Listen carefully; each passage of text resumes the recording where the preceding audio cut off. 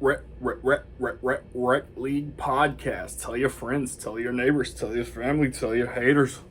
Available on Anchor, Google Podcasts, Spotify, Radio Public, Podchaser, Pocket Cast, Breaker, and Stitcher.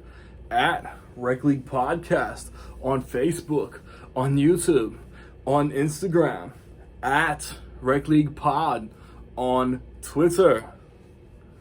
Episode 61, available now. Yo, whether you watching this from Facebook, Twitter, click the link in my Instagram or YouTube itself. What up, world? So I just watched Luca. It is the new Pixar animation release only on Disney Plus. This movie is not in the theater, at least in the United States. It might be in theaters in countries that don't have Disney Plus. It stars the voices of Jacob Tremblay, Jack Dylan Grazer, Emma Berman, Jim Gaffigan, Maya Rudolph, Sandy Martin, Marco Baracelli, Saviro Raimondo, Giacomo Gionetti, Sacha Baron Cohen, and it is directed by Enrico Casarosa. I believe this is his directorial debut. Pixar keep it in the family, so I'm sure he's worked on other Pixar movies. Luca is a young boy, good kid, does what he's told, until he discovers that let me backtrack. Luca is a sea monster living in the water and is a good kid who does what he's told, does his chores, blah, blah, blah. And then he discovers that he turns human once he's out of the water and makes a friend. And once he is basically like, parents know best, this is what we're going to do, we're going to protect you. He and his friend devise a plan to get some transportation and travel the world. This is new Pixar. Pixar is my favorite animation studio, so I was excited, and I knew it wasn't going to theaters, and maybe that is what hindered a little anticipation, cause 2020 started, Onward was coming, Soul was coming, they were both coming to theaters, pandemic, Soul gets delayed, Christmas Day only on Disney Plus. So I was excited for Soul. I'm a Jamie Foxx fan. I'm a Pixar fan. I love music. I knew it was only on Disney Plus, and the theater experience elevates my enjoyment of a movie. So knowing I was watching this at home, I was kind of less excited. But the voice work is good.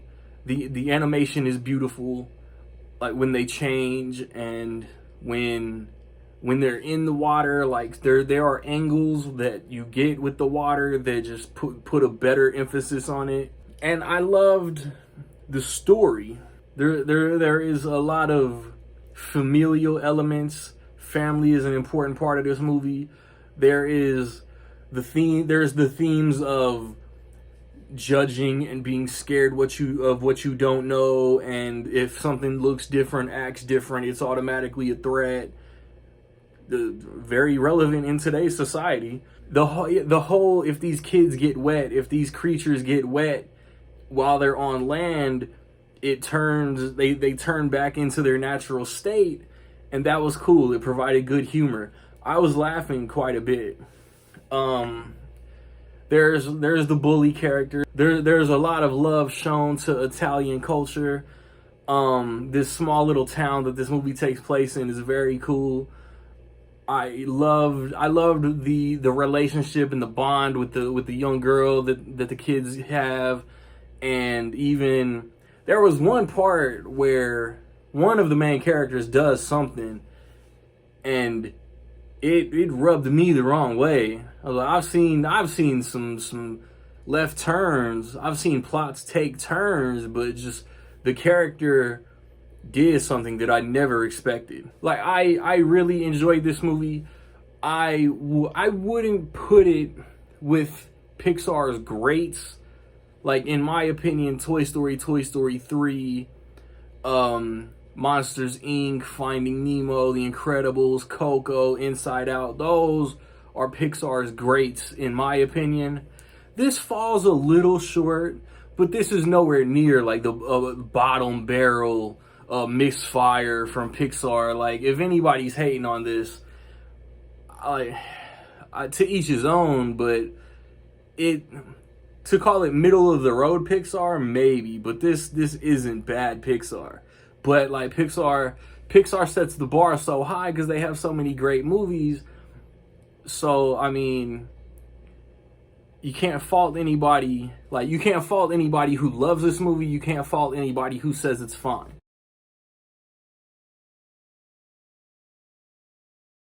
So, with all that being said, in my opinion, I will say that Luca is dope. Have you seen Luca? What you think about it, man? Positive, negative, somewhere in between. Let me know.